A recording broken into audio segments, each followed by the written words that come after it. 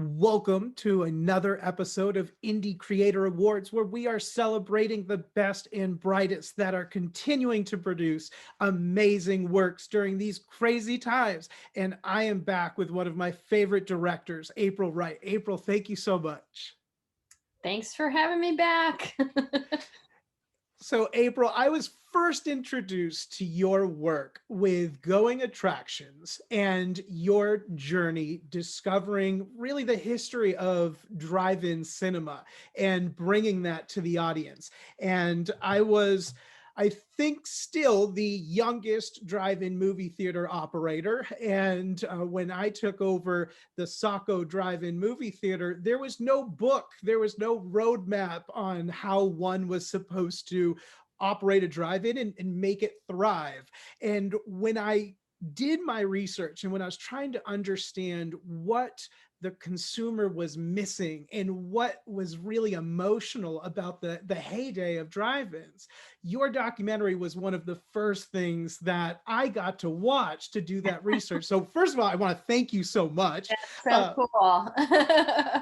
That's so cool. Well, I went to drive-ins growing up and loved them, loved that experience. And as I started getting older, there were fewer and fewer, and there were some that were, left abandoned. And I grew up outside of Chicago. And then after college, I moved out to Los Angeles. And in both cities, I would kind of drive out of my way to go to abandoned drive-ins that were just sitting there and think to myself, how could this have happened? How could these cool places, we still love movies, we still love cars. Why are they in such terrible condition and disrepair? Why are they not up and running now? And I would look at the big screen towers, I would look at the cool marquees and just think, what must this have been like in its heyday? And that is what kind of pushed me when I saw the dwindling numbers of drive-ins, and that they were, they'd been going down for a long time, but they were really, I got worried that I better get out on the road and make this documentary before there are none left. That was my thinking. And so it was great. And I did travel the entire country. I went to every state except for Alaska. I haven't been to yet. They did have drive-ins there, I should say, but I just haven't been there yet. But I ended up visiting over 500 drive-in locations, either open drive-ins, abandoned drive-ins, remains of drive-ins, or former sites to see what is there today. And the Saco is one that I went to. And it was important to visit that one because I think it was built in 1939, if I recall correctly. And there were not that many that were built before World War II, and very few that are still standing that were built. So it's a very special drive-in, and Rye stepped in to help save it, and it's still thriving today. So congratulations to you for doing that. Well, thank you. I'm working on the documentation of that journey now, and when I reflect on the moments, I was speaking to one of our senators here in Saco that was really instrumental in bringing awareness to the situation. And he said to me, he said, "Do you remember I would be in your office and you're there just never going to work. This is never going to work. No matter what I do, this is all failing. This is all failing." He's like, and you would just, you would come down from that kind of manic state and just be like, well, if I can't do it, then nobody's going to do it. And he's like, I would just watch, and you would have these ebbs and flows where when times got tough, you just kind of kept punching. And then when you had a minute to breathe, you're like, this is stupid. This is never going to work.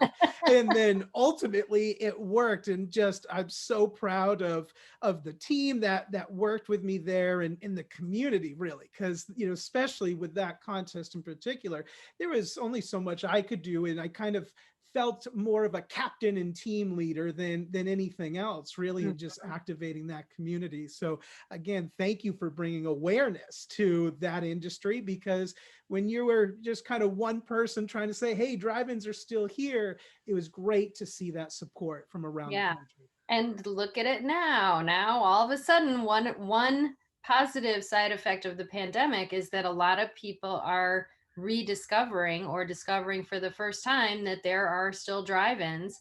And, there's a ton of pop-up drive-ins, and who knows if any of those are going to stick around. Um, but yeah, it's still been tough for the drive-in owners because they're at reduced capacity and there's not new product coming out of Hollywood. But I think the increased awareness hopefully will continue, and more people will be interested in going, because for a while there were so few. And I always used to say this in interviews, that most of us, for generations in this country, everybody went to drive-ins. It didn't matter who you were, where you lived, whether your family had money or not. It was just sort of an equalizer that we all went to drive-ins. We all had that experience. And then we were starting to have generations of little kids that did not have that drive-in experience, did not have those memories. And so it does really make me happy now that a lot of young kids are getting the opportunity now to go and have a drive-in experience, because it's certainly something that sticks with you when you grow up. It's different than going to, a movie in a multiplex. The drive-in experience is just, it's a whole thing. The So, great equalizer. mhm. That's for me growing up. And again, reflecting now on that journey, I didn't even realize how much of it was emotional. It was emotionally exhausting, but it had to be passion in order to keep fighting that fight. And I was writing that as a child, the most impactful moment I had at the drive-in was, first of all, that was what my parents could afford to do, and put together the cost for the car and to go in with my sister and I. But we were watching The Perfect Storm. And here in New England weather can be crazy. And I'll never forget, it was the most four-dimensional experience of my life, where thunderstorms were rolling in, it was pouring rain, and we're watching this New England gritty film. And I believe I was 14 at the time, 13. And just like, it was so crazy. The vehicle was shaking because of the wind and the thunder. Yeah, And for me, that was just, it was a moment that my parents just shared with everybody. It was one of their most favorite experiences. And I yeah, think as a kid, we we love seeing our parents happy. It brings us joy. And so when I took over the theater, I had the opportunity and the privilege of that, sharing that experience again and yeah, trying to tailor it to the family, where I didn't care if you had $20 and that was what you could spend that day, or if you were going to buy drinks and food and popcorn in the bounce house. Like, I was, to me, so special being the host of that venue and welcoming you into my yeah. living room. That I wanted the kids to laugh. I wanted the parents to forget the world. And I think that's what's so special about cinema. Yeah. Well, and what you described, that is what drive-ins are about. All the owners are family-based owners or individuals, and they do it because they have passion, because they want to keep the drive-in alive for future generations. And it's absolutely about what you just said, having that experience with your family, with your friends, creating those good memories.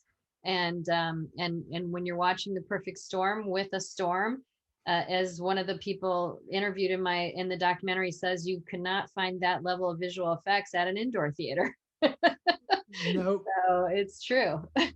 no, it's very special. And cinema today, they still have battles, and there's still so much history in cinema that we're trying to preserve. And that's what brings us here today to talk about the next installment of Going in Attractions, the definitive story of the Movie Palace. So, April, would you introduce us to this story? Well, it's exactly what you said. It's a follow-up in what I call the Going Attraction series. The first one being about drive-ins, and then this one, the natural follow-up about movie palaces. Movie palaces are the huge movie theaters that came about roughly, 100 years ago, with the beginning of cinema. After the film actually goes to the beginning of cinema and how, when it was first developed, it was penny arcades and it was Nickelodeons, and Nickelodeons, had folding chairs, but it kind of gave the idea of this movie experience. And as soon as they realized movies were going to take off and become a bigger thing, and they wanted to attract every type of person, because at that time, the more, you might be going to a theater to see legitimate theater or maybe an opera or something like that, pushed them to build places that would be as beautiful as legitimate theaters and a place where you might go see opera. And a lot of them were built by the studio system that existed in the 20s, and a lot of them started as vaudeville houses and then started showing films, because it was very common to have live and movies combined. And a lot of the movie palaces had full orchestras, and most of them had organists. So it was just this really amazing era. And we follow it from the very beginning, and then how different changes over time impacted these places. When you first started shooting this story, again, going into that, after completing the drive-in project, were there surprises? Did you have thoughts on where the decline was, and kind of felt like you had that experience? And what did you ultimately find when you were exploring this? That's a good question. I knew I wanted to make this as a follow up. And when I was traveling around the country showing the first going attractions at drive ins, I was playing at a lot of drive ins and at some indoor theaters. So while I was in different cities, I was shooting some B roll of different movie palaces when I was in different cities. I felt like I knew a lot less about them going in than I did about drive-ins. So I actually learned a great deal, even though I can remember seeing movies at movie palaces. And we had a neighborhood movie palace down the street, where I grew up in Illinois, that my brother and sister worked at. And so I remembered a lot of it, but I didn't know a deep history. Like I did know, I mean, a lot of us now in the towns that we live in, we might still have a theater called a Fox Theater, or a theater called a Warner or a Paramount. And of course, those are names of studios, but you don't think about that, especially because nowadays a lot of them don't operate as movie theaters anymore. They operate as concert venues or traveling Broadway shows. So, for a lot of people, when they see this film and they realize, when you go to a beautiful theater, chances are it probably was built for movies. And that kind of blows your mind to think, why would they make a place like this just to see a movie? But we did. Movies historically are one of the biggest exports in our country. It's, that business, you know, ba- you know, it's around the world. The film industry is around the world, but it's a huge thing for the United States. And so taking a look at that business from this point of view, there was some overlap with the drive-in. I would say television impacted both, for example. So there were certain things like that happened that overlapped in some of the history that I already knew. The consent decree, which happened in 1947, I believe, which split the studio system, so they couldn't own theaters anymore. That we cover in both films because that affected both. But there was a lot of new information. And, so anybody who is a fan of movies and the movie going experience and the theater experience, is probably going to enjoy this film. And even if you already know something going in, you're probably going to learn some things that you maybe didn't know. Well, I'm really excited for it. And how am I going to be able to find the definitive story of the movie palace? Uh, this one's releasing October 20th, and it's going to be on VOD and DVD. And I actually just went to the manufacturer and picked up the DVD. Amazing. So we do have a physical DVD. So if you want to watch it streaming, it's going to be mostly everywhere: iTunes, Apple TV, Google Play, Fandango now. all cable companies, but it will also be on DVD at most retailers. So if you go to walmart.com, Best Buy, Amazon, Barnes and Noble, you can get it on there. And you can also get it from our website.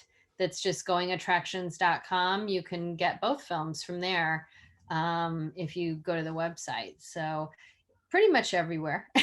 That's amazing. That's incredible and so exciting. I mean, congratulations, April. I mean, this is just incredible work. And you're telling, obviously, for me, I'm a little biased, but these are just such incredible stories that people need to hear and they wouldn't know otherwise.